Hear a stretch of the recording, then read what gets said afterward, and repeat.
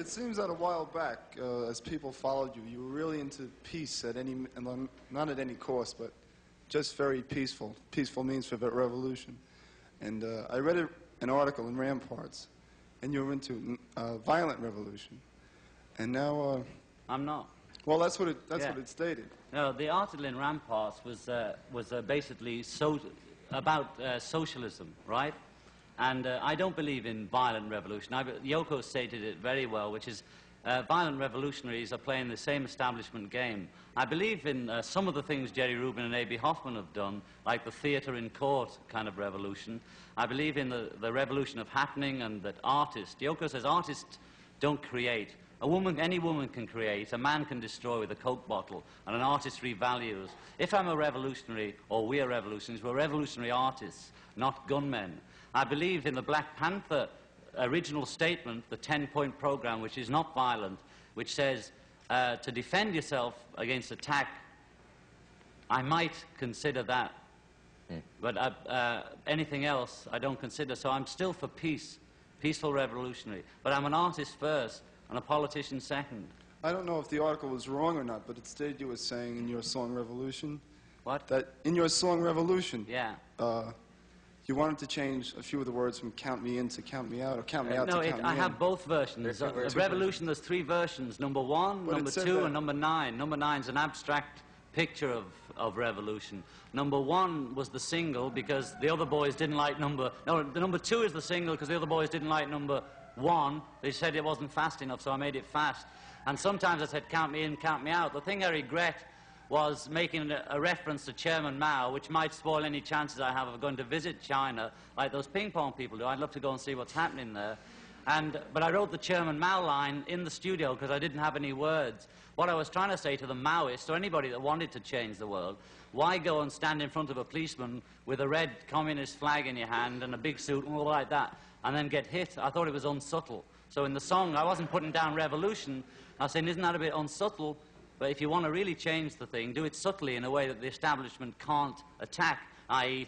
theater in court and or bed events, 2 virgins, things like that, things that the establishment don't understand, therefore they can't kill it. I'd like to know about some things about you. Things like, when we first met, you brought me that album of Sioux music, Sioux Indian music. I'd like to know how interested you are in Indians, and are you interested in, quotes, the Red Revolution and power for the Red Indian, you know, that kind of thing. Are you interested, you know, what are American people doing for Indians? That's a big question over in Europe. Yeah, I'm getting more and more interested in that. First I was just interested in Indians like a kid at the cowboy movies, and that's how it started. And then I come from the Midwest where there are, there are Indians everywhere, but I mean, I used to see some as a kid.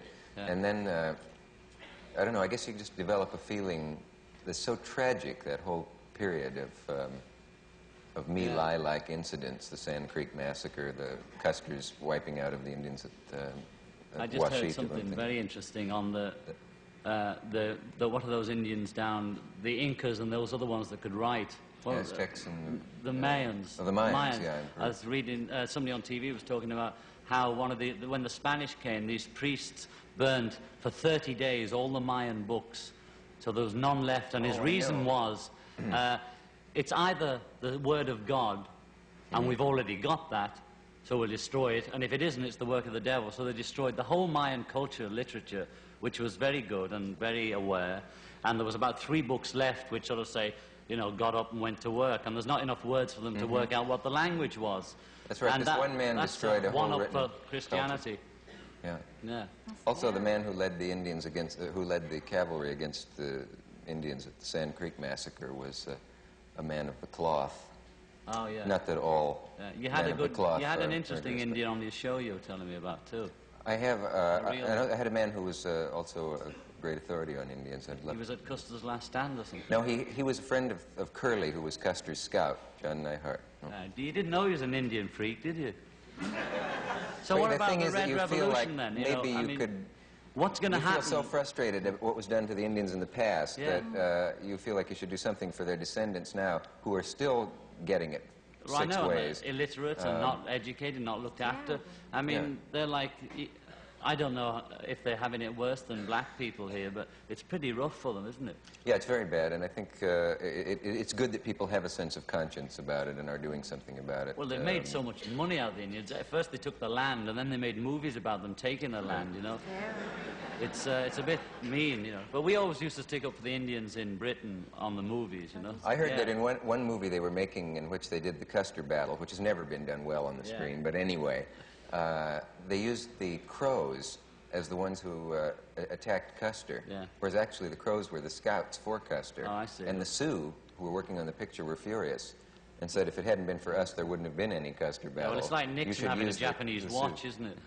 Having a what? Japanese watch, you know. Does he have a Japanese watch? He does, yeah, with a Spiro Agnew watch. He has Japanese. I didn't realize. But what's happening with the Indian? I mean, what are they doing for them, you know? Don't they legally really own the land? Not like enough. Interestingly enough, some conservative politicians seem to be more concerned for the Indians than some liberal politicians. Maybe they've realized how many there are on the whole American continent, including the South. How many People votes think there's only a few Indians left. There's millions of them in the whole continent of America, which includes South America. And one day they're going to be asking for their rights. I wouldn't be surprised if they weren't standing next to the black people, too. So it's either give now or die later, I reckon.